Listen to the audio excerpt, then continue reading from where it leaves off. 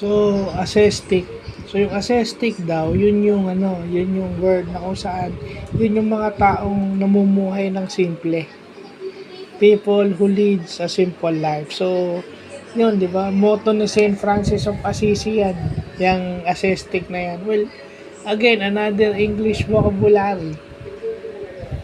No, para hindi lang redundant na simple life. Hindi naman sa dahil tayo ng English vocabulary nagpapa-impress tayo. Pinalalawak lang natin yung ating English vocabulary, hindi para magyabang.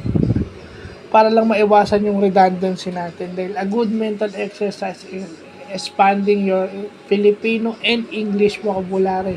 Kung ayaw nyong maging multilingual na tao, dapat hasain nyo na lang yung English nyo para makapag-communicate kayo ng maayos sa mga foreigners. Communication is a very important tool in business, a very important tool in life. So yung ascetic na yan ang ating inaalap sa ngayon. No, yan yung napaka-importante nga inaalam natin. So butit may alam na tayo na tungkol diyan para maayos. So yun lang po.